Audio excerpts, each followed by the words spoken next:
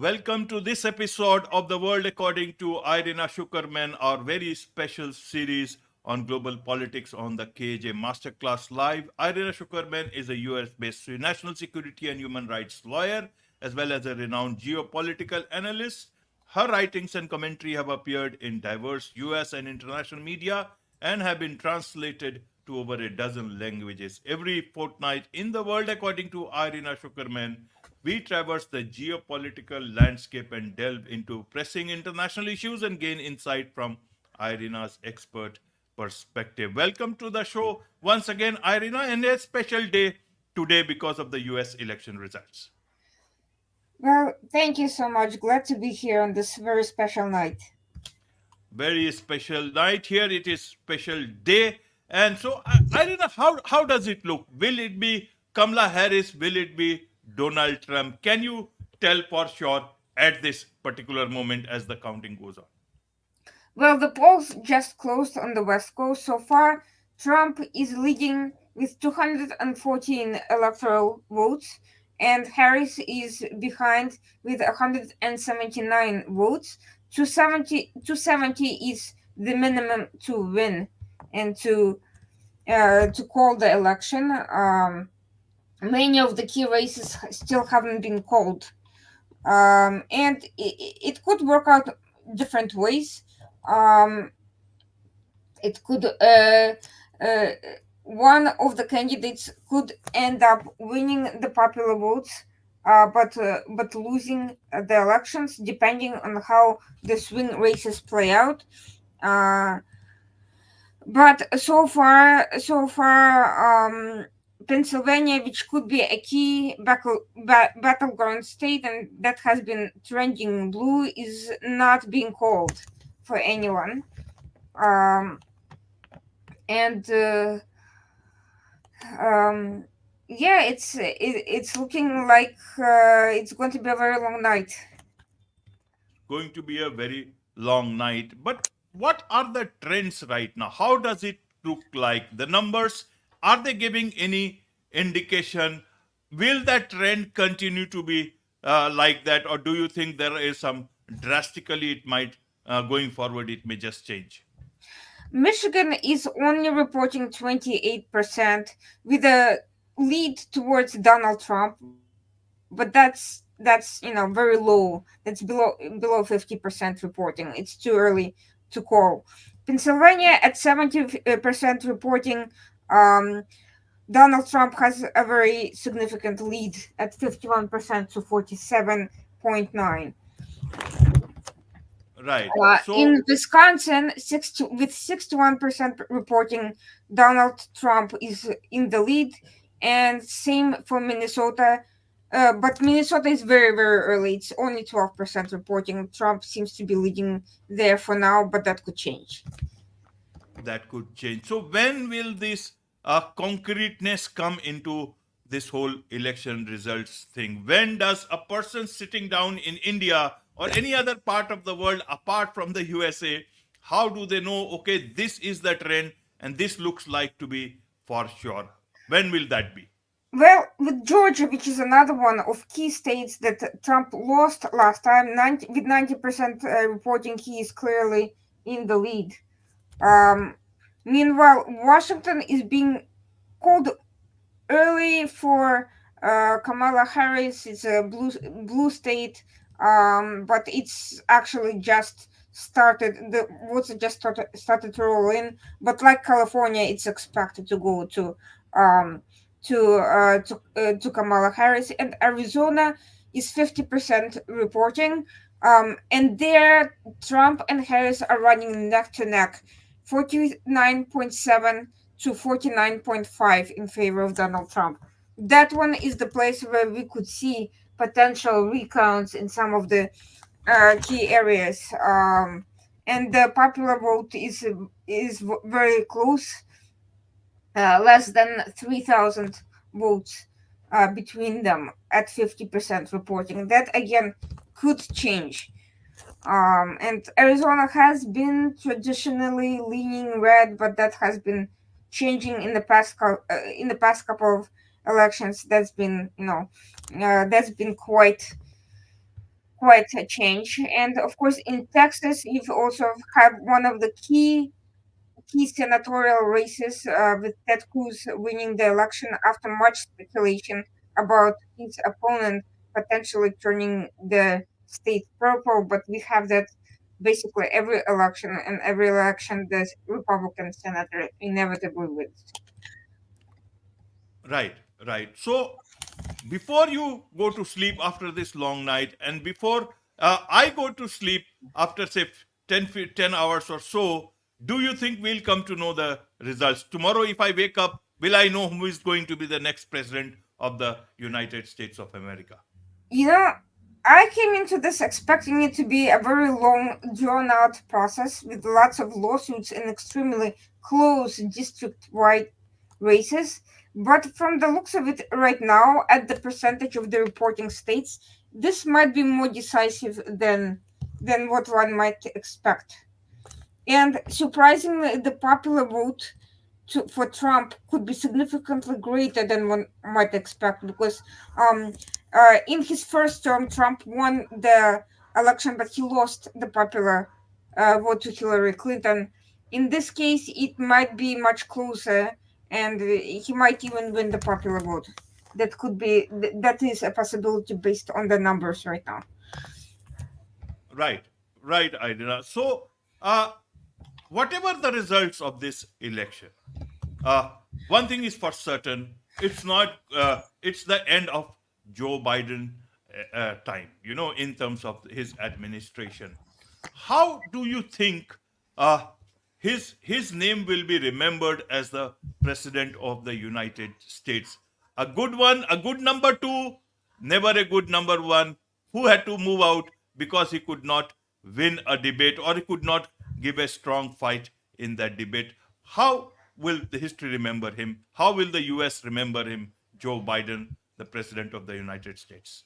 Quite frankly, Biden's legacy is so weak that I think he may have cost Kamala Harris her election. Let's recall she did only have 3 months to campaign, but because she's the vice president, her legacy is so tightly linked to his that it's almost impossible to separate, especially when she herself came out and said that she would not do anything differently from Biden. But let's recall that under his during his tenure, two arguably preventable wars broke out, and by wars I mean Iran has escalated its already ongoing aggressive activity significantly, expanding its reach beyond the countries where it had already taken hold, and for the first time attacking Israel directly under Biden. Russia, of course, attacked Ukraine. Both Trump and Biden, to be fair, had opportunities to prevent that war. Trump did not refuse to sell Ukraine weapons, but at least he signed off on congressional sanctions that put pressure on Russia, and he also tried to limit Russia's energy reach. Biden, on the other hand, has not done any of those things, and when Russia was already close to Ukrainian borders, he also failed to take any action to prevent the invasion from happening other than warning Ukraine about what was about to transpire. I think Biden fully expected Ukraine to be lost. He did not expect the government there to put up any sort of resistance, and he basically gave up very early and never quite caught up with that. He has been slow rolling aid to Ukraine, never really giving it an opportunity to fight back with the full force of U.S. backing. It was always, only a partial process against a much more numerous opponent. So that legacy certainly, and he failed to articulate the vision for victory, and that's the worst part. That undermined the confidence of both his supporters and his political opponents, who did not particularly care for the war to begin with. He failed to convince them, and he failed to win over the support that he needed to fulfill that vision. With the Middle East, of course, the appeasement of Iran will not be forgotten by anyone in the world. But on the domestic front, he will be remembered for the unprecedented scale of the border crisis um, that has reached its peak, and the almost complete absence of the border Tsar Kamala Harris during most of her tenure. It's only by the end when they realized that this issue could cost them the election domestically that they started changing their policy and Harris started appearing and pushing for restrictive measures to tackle those issues. So none of it is going to be remembered particularly well. That's not to say that Biden hasn't done any right things. For instance, the CHIPS Act to restrict the export of sensitive technologies and for creating a advanced AI chips to China was a very positive development, and I think that is something that needs to continue. Trump derided it recently, but frankly, this is a good way to decouple from China and to keep China from at least buy time in a tech race that could decide U.S. and Chinese influence globally. So that was definitely a positive action by the administration, and I think. I think many were surprised that the Biden administration, that was quite frankly openly pro-China in some respects, and Biden might say was even compromised by China through thanks to the links to his son and that whole scandal that they've taken any action at all. But actually, this technological decoupling has been fairly aggressive and could be even more so. Right, right. So, Joe Biden, Commander in Chief of the U.S.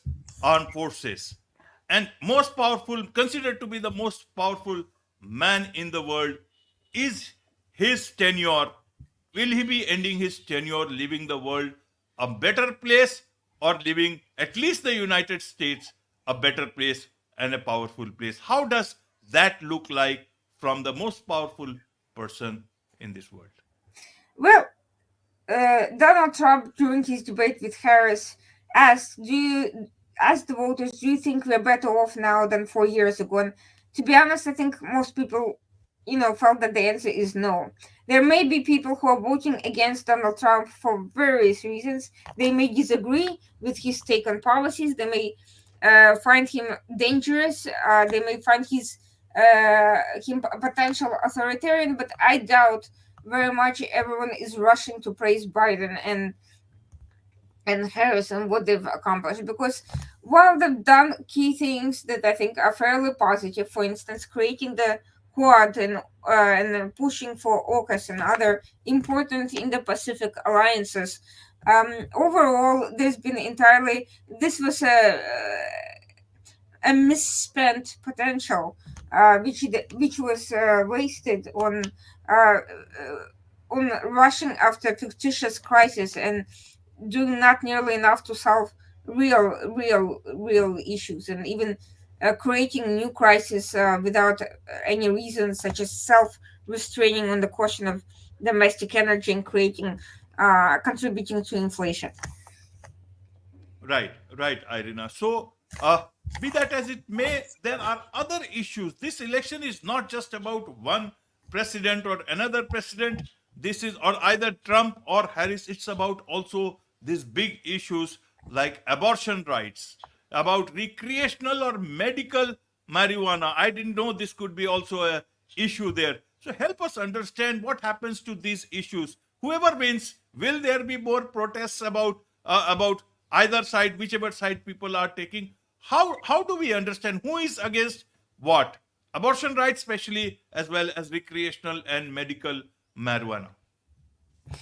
Well, marijuana has actually not been such a significant factor in this issue. And to be honest with you, I'm not really surprised by that, but I am surprised that opioids and fentanyl haven't played a much greater role in this debate.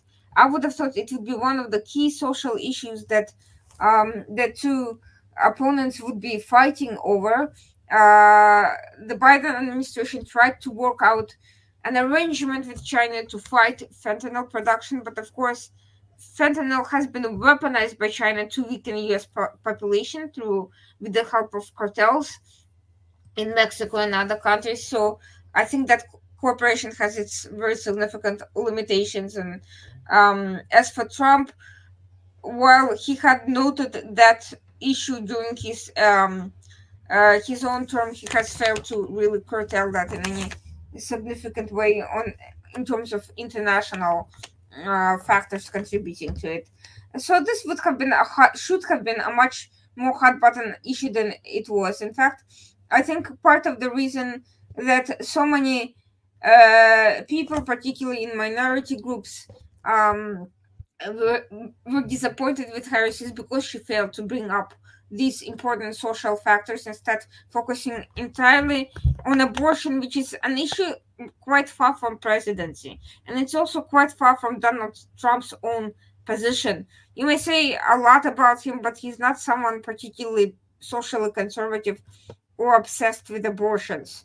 J.D. Vance could be more of a factor in that respect, but J.D. Vance is also the vice president and not the vice presidential candidate and not a policymaker. So it was a good way to galvanize women to come out, but and to create this sort of fear mongering. But it also turned off people and distracted from issues that are far more priority and quite real and affect many more people than the issue of abortion.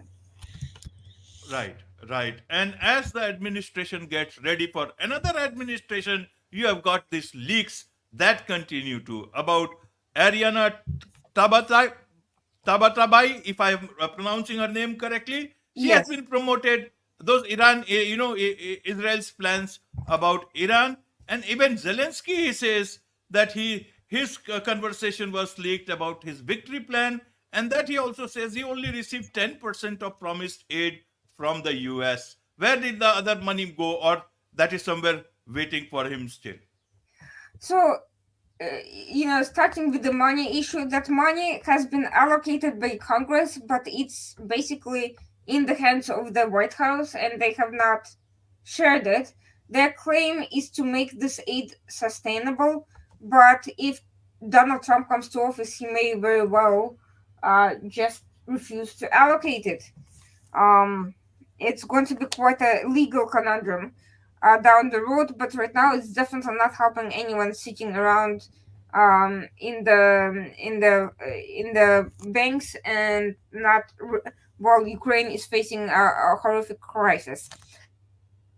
As for the leaks, they seem to have one thing in common. They're likely coming from high level officials because the request for tomahawks that was made by Zelensky was made in confidence only with White House and not with any of the Western allies of Ukraine, and most likely the officials privy to those requests were fairly high level. And at least one of those officials is Jake Sullivan, who has been quite who is known for being one of the naysayers both on Ukraine and on the issue of Israel, and many attribute him as to authorizing the leaks and then potentially leaking the names of some of the officials who were already under scrutiny after previous revelations about their connections to Iran.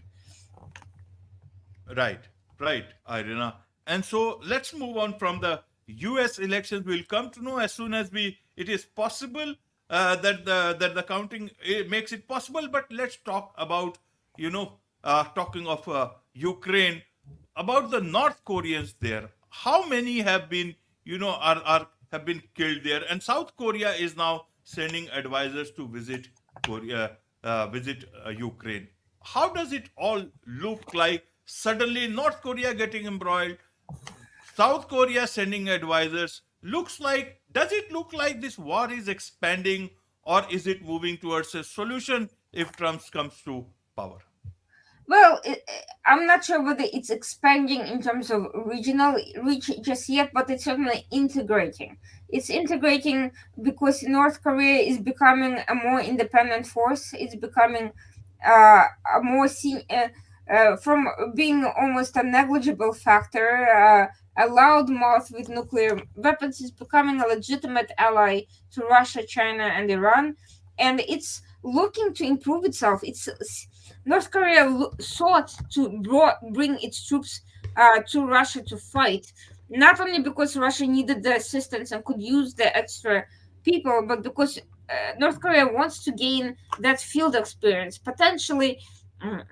To be a better partner, potentially for any confrontation with South Korea. It's made no secrets of its plans in that regard, and it's becoming more dangerous because far from just creating weapons, it's also creating actual human forces, and it already has surprisingly well-renowned intelligence, quite very. Capable hackers who specialize in stealing cryptocurrencies and funding the regime in that way. And now we are seeing them appear in the field of battle, and they've already been playing a sort of a communication liaison role with various terrorist organizations and other logistical role in various issues. Now they're playing a more direct role, and the most recent news is that two North Koreans were found fighting with Hezbollah or crossing through Lebanon with Hezbollah in Hezbollah gear by Israel. They were taken out. But that also raises a lot of questions. North Korea is moving on from simply supplying terrorist organizations, Russia and Iran, with weapons to also actually being willing to fight on their behalf in some capacity. Right, right. So, do we have any numbers? You talked about two North Koreans. Do you have any other numbers about North Koreans getting killed in a war in a foreign land? Do we have any numbers there? And what is North Korea trying to achieve by putting its hand into several disputes, conflicts at the same time? Is it a good sign? Are they trying to expand their global footprint? Is that what it looks like, Irina? Well, in terms of the numbers, Ukraine has reported clearing off an entire group of approximately 40 plus people in battle, and we already know that there are at least 10,000 North Koreans fighting in Kursk in Russia. They being used to handle the Russian front while Russia is using its own forces for the most part in Ukraine, in Ukraine itself. In terms of the global reach, that is definitely true. North Korea sees itself as gaining international legitimacy by participating more directly in these alliances, and it actually is working. Russia and China appreciate its help, and they're bringing their proxies in Latin America and other countries to normalize with North Korea. Countries like Nicaragua, the Taliban regime in Afghanistan are all also seeking legitimacy and anti-Western alliances in sometimes very bizarre places. So you're starting to find these odd coalitions of these satellite states. But North Korea is meeting its goal even in that bizarre manner. It's increasing diplomatic presence in its country. It even has some diplomatic links with European countries. So despite being a hermit kingdom isolated and heavily sanctioned for many years, it is somehow becoming more visible, more present, hard to ignore, and I think it may be looking to win over, in terms of trade and economy, some of the countries that previously would not be near it in any way. Right. Now the hermit is going to foreign lands and into foreign wars. But Irina, help us understand what is South Korea trying to achieve by sending advisors to Ukraine? What can it do? What it cannot do? Why this step? Well, South Korea has legal limitations on providing Ukraine with lethal aid, and that's still being debated. But there is no legal obstruction to sending advisors to deal with the issue of North Korea. And I think South Korea is starting to understand that it needs to expand its own alliances. It cannot be fighting in isolation when North Korea is very likely to engage China and Russia and possibly Iran and assorted terrorists in any future confrontation. So, first of all, the best way to prevent that from happening is to weaken all of them, um, farther away from its own soil, which is to help Ukraine win and to help undercut the North Korean plan to utilize these soldiers in any capacity. If they all get killed, obviously they will not be able to utilize their battleground experience. And of course, from a territorial perspective, keeping North Koreans as far away from its own borders as possible is also a good idea. So South Korea is trying to build up potential allies, also with the hope that a proxy conflict abroad will not turn um, uh, uh, and return to its own borders. If it's fought successfully somewhere else and won, then South Korea will have fewer problems to worry about. Right, right. And now let's move on from uh, that particular place, Ukraine and Russia war, to the Middle East. Here, let's understand more about, last week itself, Hezbollah got a new leader, and the defense minister had said that he is disposable, but Israeli Prime Minister, he has disposed defense minister itself. This new change just happening a few hours ago. How does it look like? And Israel, what about its operation against Iran? Was it a success or just symbolism? Where do we go from here with the old defense minister going and perhaps a new one coming? Well, Israel is very conflicted. On the one hand, the operation was successful in the sense that they did undercut Iran's independence in creating fuel to create more missiles. And Iran is facing a dilemma now. It has to ration the missiles it can use in any further direct confrontation with Israel, because it has committed a number of missiles to Russia. It cannot simply create them out of the blue with this fuel being sufficiently damaged and other mechanisms being undercut and its capacity being degraded. On the other hand, and the stronger it has to show some show of force, but it also has to calculate in a way that it doesn't weaken itself further into the bargain. If it attacks Israel directly, the prospects for retaliation in the future will be far more severe. Biden administration said that in the future they cannot stop Israel from attacking energy infrastructure and nuclear sites. So Iran really doesn't want that, but it also understands that it also has allies. That if it doesn't have enough fuel missiles, it could come to China, for instance. It could go to North Korea and ask for assistance with that. So it's not entirely so isolated. It can rely more on its proxies, and it doesn't have to react right away. It can wait for the election results, see what happens, see, and perhaps it can take its time and fight a war of attrition and wait for an opportune moment. Maybe look to make a deal with Trump if Trump becomes president first, and then kind of use proxies more against Israel without getting directly involved. And then, in 4 years from now, when Trump is no longer a factor, or if Trump decides to cut a deal with Iran and to start pressuring Israel more, then it can use that time to attack. It doesn't have a timeline for retaliation. It has all the time in the world because it calculates according to the possibilities and opportunities that it sees, and the opportunities are plenty because the choices in the current elections were not particularly great from a strong and consistent foreign policy perspective. Right. And with the defense minister, Mr. Gallant, he is gone now. What does it mean? What is Benjamin Netanyahu, the prime minister of Israel, what does he want to say with this action? Secondly, how does it impact the war? Will it be a much more stronger attack in going forward, or will it be a different thing altogether with the Middle East crisis? Well, here's the problem.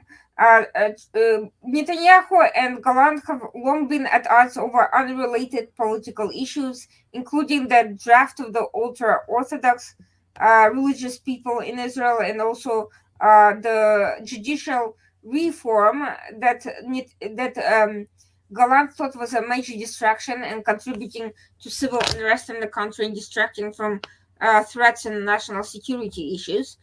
Netanyahu tried to fire him previously, but there was such public outrage and pushback from other members of the war coalition that he had no choice but to rehire him. And now we see that even though at this point um, he did so when some of the major war goals have already been accomplished. Still, there's a very strong backlash, and there's misinformation campaigns and disinformation campaigns, and people talking about a potential military coup in retaliation. All sorts of craziness going on. He replaced Gallant with Israel Katz, the foreign minister, who in turn was replaced by Gideon Saar, another new ally who's been long in the works to join the government in some capacity. And he had previously joined the government as a minister without a specific portfolio. Um, but now, but now he's taking on an official position. And I mean, as a foreign minister, Saar could potentially be okay, but Israel Katz has been widely criticized for his role, for his stint as a foreign minister. He himself was caused a few scandals with assorted leaks. So his position as a defense minister could come under a lot of criticism and generate the sort of internal domestic turmoil that Israel really does need at the moment. Right, right. So moving on from that part of the world to my part of the world, India. So let's look at how, with so much happening in the world, where do we see India-Canada relations going? Canada has said India is using cyber surveillance to track separatists. How does this work? When will this thaw come in, or it will continue for some more time? Well, to be honest with you, I find this this sort of a almost a anticlimactic development, because Canada has already accused India of assassinations. Surveillance, Right. by comparison, seems to be a far lesser problem. And second, if India genuinely regards these separatists as a security problem, of course it would be surveilling them. What else? How else would they even get information about them? It just seems almost really a redundancy to even mention that. So I guess there is this political sentiment to make this action seem creepy and inappropriate and potentially a threat to these separatists not living in Western countries. But if they're seen as terrorists, for better or for worse, that is a perfectly natural action to take. The question is, how does that impact the laws of those other countries and the political relations, and what happens after the surveillance and information is gathered? But the act of surveillance of danger of people who are considered a security threat for whatever reason, this there's nothing controversial about it. This is what everyone does to whoever they consider inappropriate. And I'm sure there's a number of individuals around the world that Canada is surveilling without necessarily talking about it. Right. And from that to let's talk about the India-China border deal. It's a good news. And who is more happy? Is Russia more happy, or the US happier than Russia? How does it look like? US has a big stake in India and China both, and it wants to see that China is taken care of by balancing by India. And here the Russia is seen to be the winner in all this. Help us understand from how you see it from that part of the world. Well, Russia is definitely a winner in the sense that it benefits from having um, making a claim that they brought the two countries together. More importantly for Russia is not the the border dispute itself, because that can rekindle at any moment.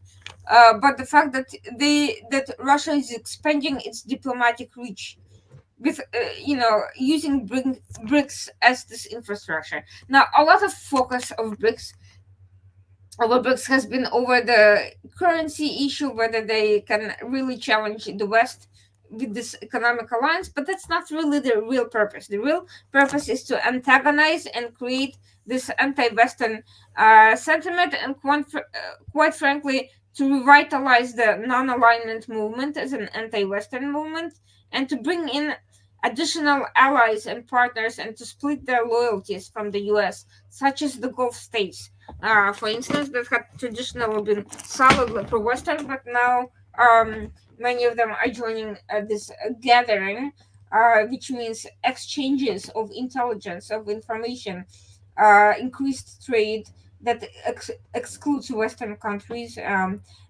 circumventing of sanctions, alternative financial mechanisms, and so on and so forth. So, yes, the this gathering is problematic to the West, but not necessarily for the reasons everyone is talking about. And in that sense, using that mechanism to settle a dispute is a for Russia is a major diplomatic victory, and is bringing these two countries together. Each of them has had a long history with Russia in some capacity. Each of them are rivals, but for Russia, the good thing about it is that it can then try to use this mechanism to bring India and China together with Russia, which then could degrade India's relations with the United States. That's the Ri- long term vision here.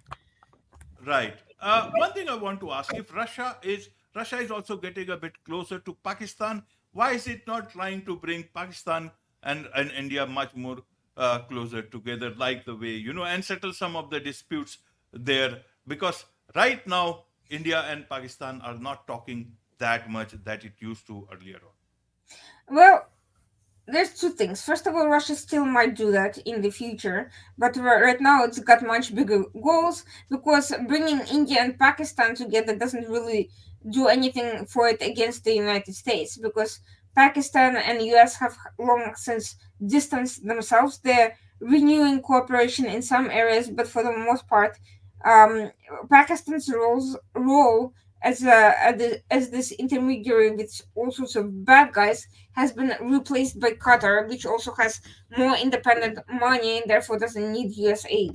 Always a big plus from the US perspective. So, for practical reasons, it's just not as relevant. And second, I think Russia kind of wants to maintain this security problem on India's border. It as a pressure on specifically on the Modi administration. I previously mentioned that Russia wants to keep India as an ally, but doesn't necessarily want to see Modi's party in power, because it does not want nationalist right wing governments in India. It wants to see left wing governments more open to its own agenda. So that, I think, is the calculus. They does not want a full and complete settlement with Pakistan and India, because then it becomes less useful to both of them. Right, right. And talking of India-China, border deal, does it look to be for the long term, or is it only a posturing by China? Looking at the past record, is it going to be there? Because BRICS, there are so many things happening, and does it look like that? Both the sides can rest easy at the borders. I I honestly don't think that this peace will last very long, simply because the geopolitical rivalry is not going away, and we've seen that before. We've seen ceasefires and arrangements that worked out, and then at the end of the day, the more India moves closer towards the West, and the more the Xi government regime consolidates power quite autocratically, so the less it's open to compromises and negotiations with its rivals. And I think um, India and China are both sizable countries in the sense that they cannot really. China cannot really subsume India as it does with smaller countries, where they don't really present a direct threat or danger to its interests, and China can either bully them into compliance or court them with financial investments. India wants its own independent policy, so it will always be challenging to China's ambitions, and so I think it will sooner or later revert to more aggressive tactics. When that point comes, perhaps as an element of surprise, perhaps after all the diplomatic wins have been um, utilized and the political capital is can be deployed somewhere else. Yeah, but I think it's only a matter of time. Absolutely. And now, Irina, let's move on from ground to directly to space. And that is where Thailand comes in. It has signed off on both Artemis accords and on participation in the International Lunar Research Mission. It wants to be on both sides. Is it possible, or is it the way future is?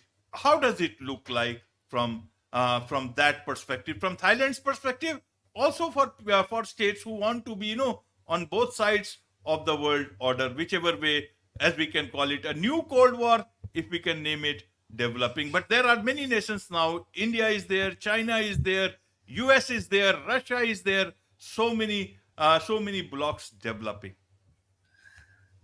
Well, Thailand is very much trying to have it both ways. It wants to show that on issues that involve scientific and technological innovation, it can work with anybody. And it's trying to use its position as a smaller country to gain maximum advantage from both of these agreements. But I think down the road, as the new Cold War intensifies, that will become much more difficult. We're already seeing that China is deploying a significant amount of military hardware into space. It's no longer becoming just about commercial sector and scientific discovery. I think that the space will become militarized much more quite soon, and I think US and China will be both pressuring their allies to choose sides, even on such issues as space exploration, because that will eventually become much more of a defensive front, and commerce will become secondary to that respect. Right, Irina. With this, we end this particular episode. But what I see is not only the Earth is getting more difficult to understand, even the space looks to be something which we will always have to keep an eye on in the coming future. And for that, we will always keep on coming to you every fortnight to understand the world, that the way it is changing. With this, it's a wrap on this very special edition of the World According to Irina Shukerman on the KJ Masterclass Live. Thank you so much Thank you so indeed much. for joining us. Thank you.